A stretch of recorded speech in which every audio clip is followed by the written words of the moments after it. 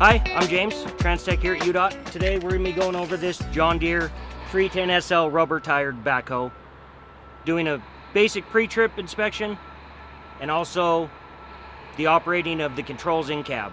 Every equipment will be a little bit different, but this will give you a basic understanding. Make sure when you get in yours you do read the owner's manual and follow all the warnings with that machine. As you walk up to the machine, you want to look for any obvious problems right off the bat. Look for any puddles on the ground, any leaks, oil, fuel, coolant, and also make sure the machine just looks like it's in good general condition. Starting from here, we can go over our bucket as well as our cutting edge on the front. Make sure there's no damage, no cracks, and all of our mounting bolts for our blade are in place, and also where it attaches to the machine itself. All of our pins are here, nothing's damaged, and all of our safety retainer clips are there as well. From this point, we can now check our tires, make sure we have good tread, and also look for any major gouges in the tire that may cause a blowout. You also want to check your wheels and all your lug nuts, make sure they're all tight and in place. And behind your tire, you can go through all your steering components. You can make sure they're all tight, all the nuts and bolts are in place.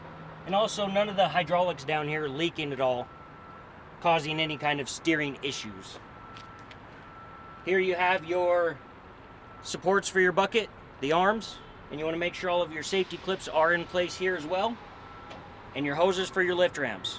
You want to make sure none of these are leaking, none are loose, no cracks, and no signs of dust collecting where they may be leaking. That could be a sign of a potential issue.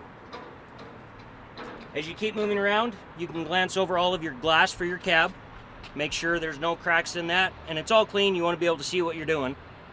Here at the rear tires, you do want to check the same as the front and make sure you do have good tread. No major cuts, no bulges, and nothing in the tire that shouldn't be there. Here again, you'll check your wheels and your lug nuts and your tire pressure. Again, every tire is going to be a little bit different. Go ahead and check your manual or right on the sidewall of the tire. It'll tell you exactly what you need to be at. As we get to this corner, you do have your supports. Make sure your pads aren't falling off and they're in place so you don't do any damage. Here again, you do have pins with retainers and safety clips, and you do want to make sure all those are in place.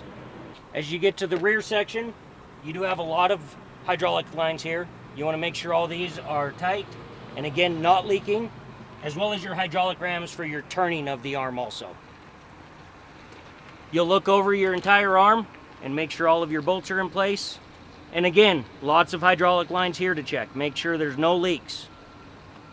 As you get to your bucket here, you'll be looking to make sure all of your teeth are in place. None of them are broken or missing, and there's no cracks in this bucket. Make sure all the welds are in good shape and the pins where it attaches are in place, as well as all the retainers. Around this end, you do have a large hydraulic ram with hoses. You do want to check that. And all the way around here, you do have multiple grease fittings. Again, look at your owner's manual. They're going to let you know how often these do need to be serviced. That's a major part of your daily upkeep with this type of equipment. Here you do have a lock for this arm, so when you are transporting, you do want to make sure this is in place and locked. That will prevent this arm from being able to fall down. As we move around to the other side of the vehicle, we want to go ahead and check our tires again. All of our tread, our tire pressure, our lug nuts. Same as the other side, but you want to check them all. We can continue to check all of our cab, making sure all the glass is in place and clean. And then as we move forward, we do have our fuel cap. Make sure that's in place. And on this machine, we do have a Dept tank. So you want to make sure this fluid is full, and this is where you would do that. And as we get back up to the other side on the front corner, another tire, go ahead and check everything there again. Your tire tread, your lug nuts, your air pressure. And if you're not sure of the air pressure, again, check the side of the tire, refer back to your owner's manual. It has all your information you need. So now that we've gone over the entire outside of the machine, time to check all of our fluids and our engine. So now on this machine, simple pop of the latch there. Open up your hood and you can get to your vital parts here to check. All of your fluids, your belts, and your fan. On this one, you do have an oil dipstick here. And you do have a dipstick here for your hydraulic. Again, every machine may be a little bit different. Refer back to that manual. They'll let you know right where to check. Behind these guards here, we do have our belt. We want to check and make sure that is adjusted properly, not too loose, and it's not starting to crack or fray. On top here, we do have our coolant reservoir. You want to make sure that your coolant is at the proper level. Again, refer to your manual. They'll tell you what to use if you do need to top it back off. Here we also have our air filter. We need to check that periodically and make sure it is clean, free of any debris, and ready to run. On this one here up in the top, we do have our exhaust filter setup and our entire exhaust system. You want to go over that, make sure you don't see any signs of leaks. Any soot, any loose clamps, anything that may cause a problem with that exhaust system or having any leak.